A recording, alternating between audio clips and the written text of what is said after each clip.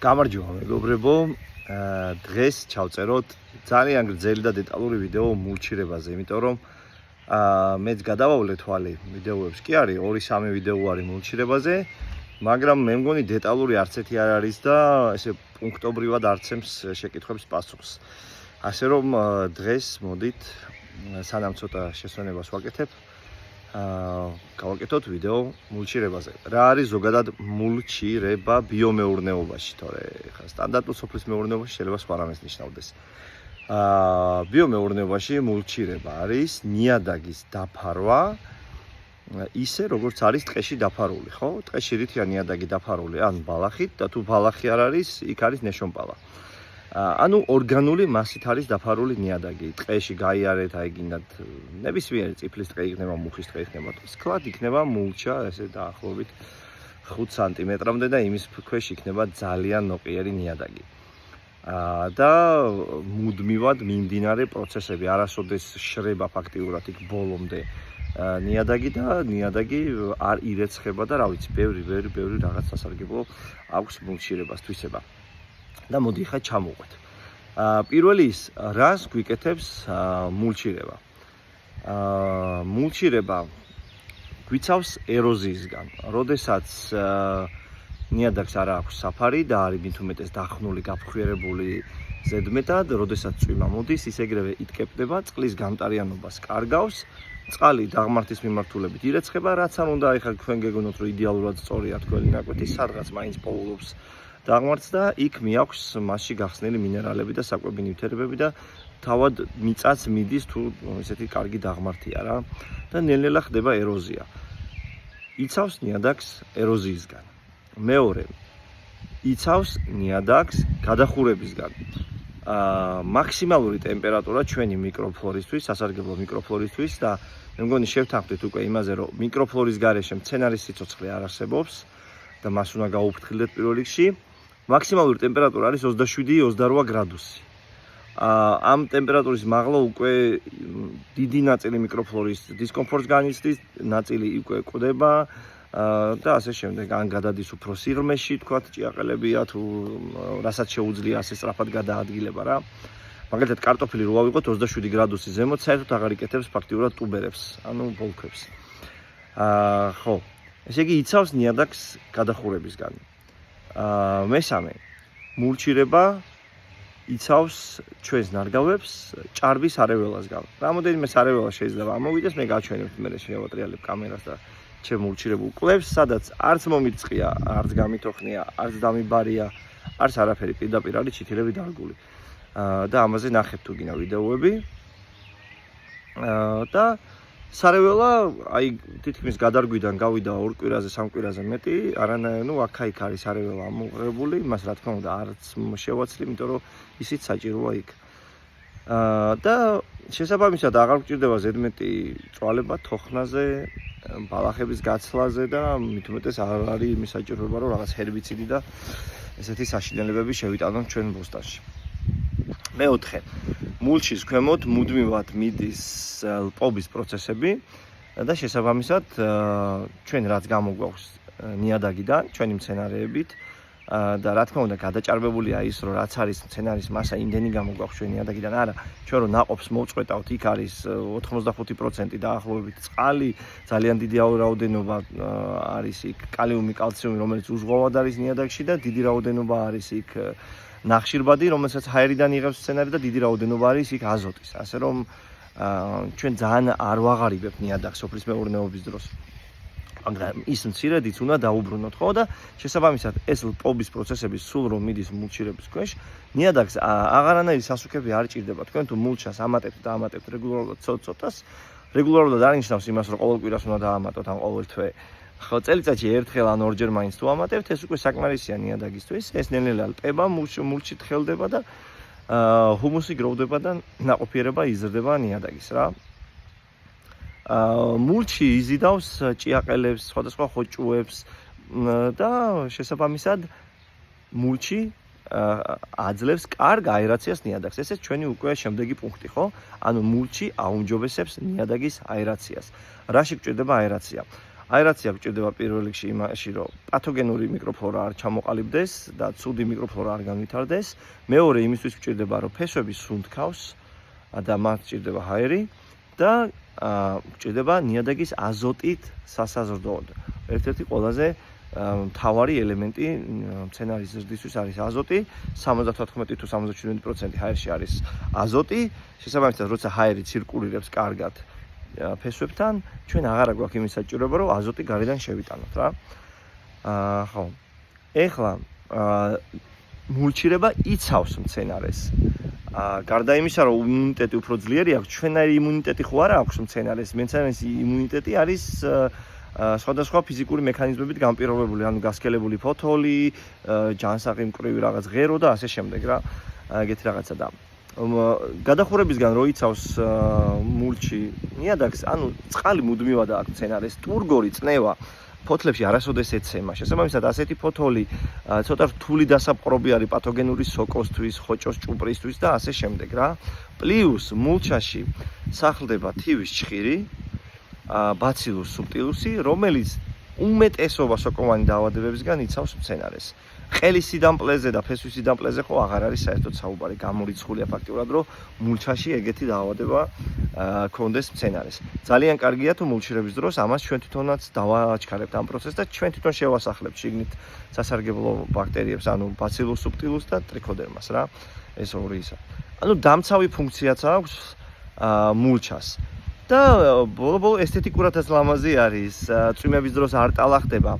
ხო, წყლის გამტარიანობას აუმჯობესებს, როდესაც არის მულჩირებული 100% თქვენი წვიმების ჩადის იქვე სიღრმეში. და არ გადაირეცხება ზემოდან. და ყოველი წვიმა არის უფრო და უფრო ეფექტური. და აღარ გიწევთ რწყვა, მე წამდაუწում, აი ძალიან დიდი გვალვები თუ დაიჭირა, მაგ შემთხვევაში გიწევთ მორწყვა. ხო, აი ეს არის ძირითადი კარგი თვისებები მულჩირების, რაც აქვს მულჩირებას. ეხლა კამერას შევატრიალებ, თანდათან გაჩვენებთ ჩემ მულჩირებულ კლებს და თანდათან აგიხსნით რაღაცებს და შეხედავთ თქვენ თვითონ თვალით როგორ არის უბარავ, ურწყავ, უხნავი პომიდორები. როდის გადავრგე, არ ვიცი, ნახეთ, ჩემ სახელს დააწექით და პირველი ვიდეო ნახეთ და შეხედავთ როდის არის გადარგული ეს ჩიტილები. აბა გავაგზავნოთ ეხლა შევატრიალებ კამერას. ესე იგი, მეგობრებო, აი ეს არის ჩემი მულჩირებული კლები. ჩემ შემთხვევაში მულჩირება არის გაკეთებული თივით. აქ ეზოში ნათიბი თივით და მაგიტომაც კლებში მე არანაირ ბალახს არ ვებრძვი, წამოიზრდება ეს ბალახი, მუხლს რო აცდება, გავთიბავ, ისევ დავუმატებ იქ. რითი შეიძლება კიდე მულჩირება რა? გარდა იმისა, მე როგორც ამაქვს, აი ნათიბი თივა, აქაც მიყრია, იქაც მიყრია. ეს საერთოდ სხვა პრინციპია კიდე, ძალიან მიწაზე დალაგებული კარტოფილი მხოლოდ თივაში და ასე შემდეგ. შეიძლება ფოთლებით, შეიძლება მუყაოთიც, სულ არაობას მუყაოჯობია, მაგრამ ორგანული ნარჩენები თუ არა გაქვს, ნაფოტებით შეიძლება, ნახერხით შეიძლება, მაგრამ შეხედეთ, როდესაც 100%-ით ფაქტიურად ცელულოზათი ვამულჩირებთ, აი აგერა მაქვს ეს ნახერხისაც ვერ დავარქვევ ამას. ეს არის ნაშალაშინები რა, ასე რომ ვთქვათ. აუცილებლად თუ ნაფოტებით და ნაშალაშინებით და ნახერხით ამულჩირებთ, უნდა გაითვალისწინოთ ის, რომ ნახერხი ზღუდავს აერაციას, იტკეპნება და რაღაცა უნდა აურიოთ. და აუცილებლად უნდა გაითვალისწინოთ ის, რომ საჭიროა ძალიან ბევრი აზოტი ამ შემთხვევაში. ცელულოზას გადამამუშავებელი ბაქტერიები ძალიან მრავლდება და მთელ აზოტს ისინი მოიხმარენ. და აზოტი აუცილებლად უნდა მიაშველოთ. ბალახის ნაყენის სახით იქნება ეს თუ რა სახით, კარბამიდი ყველაზე იდეალურია, ძალიან ნელ-ნელა იშლება და ნელ-ნელა აწოდებს. ყველაზე იდეალური რა თქმა უნდა ბალახის ნაყენია, მე ვამბობ მინერალური აზოტებიდან. ხო, ეხლა აი თქვენ შეხედეთ უკვე ბუტონიზაცია დაიწყო, რა მდგომარეობაში არის ჩიტილები, რომელსაც არაფერი არ გაკეთებულა რა. ფოთლების შემთხვევაში და იგივე არის, ფოთლებით ძალიან როს შველდება, იტკეპნება, რა თქმა უნდა უფრო დიდი ხანი ინარჩუნებს ფოთოლი ტენიანობას, ვიდრე თივა.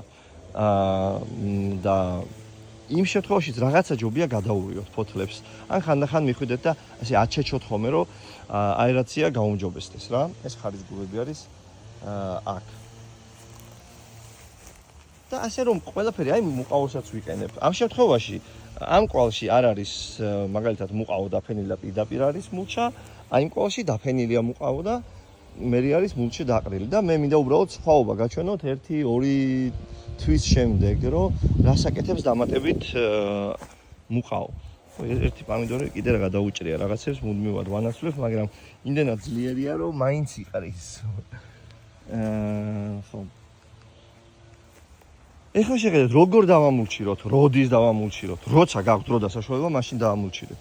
ძალიან კარგია, რა თქმა უნდა, თუ თქვენ წინასწარ გაამზადებთ ამ კვლებს. მე რო ეს კვლები გამემზადებია მაგალითად შემოდგომაზე, ხო, ბევრად უკეთესი იქნებოდა, ბევრად ნაყოფიერი ფენა იქნებოდა იქ უკვე და ბევრად კარგი კვება იქნებოდა ამ სცენარებს, მაგრამ ეს ეხლა შეძლებით და გვარად როცა მომიწია, მაშინ გავაჩერდეთ. ანუ ახალი გაკეთებულია. გველი ხوارჩდება მულჩიში. ეხლა ზოგადად გველს მე ყოველთვის მივესალმები ჩემ ტერიტორიაზე, მაგრამ საერთოდ გველი შიში და გველი ჩდება მაშინ თუ ყავთ თაგვები. თაგვები არ უნდა ყავდეთ. იყოლიეთ კატა და ნუ გველი, რავი, იხმაურეთ ხოლმე ეზოში ხშირად და ეგ არის. თქვენი პირიქით ეშინია. როდესაც ხშირად წყავთ და ასველებთ მულჩეს, თუ გველის მაინდა-მაინც გეშინიათ, ნუ ყოველ 4-5 დღეში ერთ კვირაში დაასველეთ ხოლმე კარგად და ეს სველი გარემო არ მოწონს და მე პირადად აი 44 წლის ვხდები აგერ რამოდენიმე დღეში და არასოდეს არ შემხვედრია გველი მულჩაში. არასოდეს. იმიტომ რომ იქ არის სისველე სულ და სინესტე რა. ხო, რამ სისქეზე დავამულჩიროთ? მულჩირების პრინციპი არის ისეთი. შუქი არ უნდა ეცემოდეს მიწას და აერაცია არ უნდა იყვეს შეზღუდული მიწამდე. ჰაერი უნდა ჩადიოდეს კარგად და რაც შეიძლება შუქი არ უნდა ეცემოდეს მაგალითად. როდესაც ჩვენ ვაკეთებთ მულჩირებას კარტოფილისთვის, როცა კარტოფილი მოყავს მულჩაში, ხო? აქ რა თქმა უნდა, რაც შეიძლება სკლად უნდა იყვეს, ეს ახლა გადასაშლელია და კიდე დასამატებელი აქვს მულჩა, ეგერ გამზადებული მაქვს. და აქ ცოტა სხვა პრინციპია და ამის ვიდეო მე მაქვს ჩაწერილი. ასე რომ ეხლა ვიღაცა იტყვის, აუ ამის წვალება არ გინდა დამიჯერეთ. ბევრად მეც წვალობს და ხარჯავთ მე იმ დაავადებებზე, წვაზე, ნიადაგის განაყოფიერებაზე. მე ახლა არ მაქვს ჰექტრობით მიწაზე ლაპარაკი. იქ სხვანაირად ხდება ცოტა ორგანული მეურნეობა რა. მე მაქვს ბოსტანზე საუბარი. ეხლა მე რამდენი კვალიცა მაქვს, ერთ ოჯახს ამაზე მეტი კვალი არ ჭირდება. ერთ წელს მოვაწყვე ყველა. ნუ ეს ძველი კვლები იყო და ეს გავაახლე უბრალოდ, გავაცოცხლე ასე ვთქვათ რა. ხო და აი აქაც ჩემი კომპოსტები და ისინი რა. ბალახიც ამოდის ცოტა, იმიტომ რომ აქ არ არის კლად მულჩა, ეხლა ჩითილები იყო, აი ამ ხელა და ვერანაირად ვერ დავამულჩირებდი, ხო? ეხლა ბევრი მეტყვის მულჩა როგორ გამოვიყენო, მაგალითად, თუ თესავ რაღაცეებს. მაგ შემთხვევაში წინასწარ უნდა დამულჩოთ. ანუ თქვენ თუ გინდათ თვის ბოლო კი დათესოთ გაზაფხულზე და რაღაც ეგეთი, ხო? ასე გააკეთეთ წინასწარ მუყავები დააფინეთ, ეს დააყარეთ სკლად მულჩა და გაზაფხულზე უბრალოდ გადახსენით. მწკრივებში დათესეთ რაც გინდა და მწკრივებს შორისი დაამულჩირეთ. და დათესილი სადაც არის, იქაც 1 სანტიმეტრამდე მულჩა იყოს და იმაში ამოვა, პრობლემა არ არის.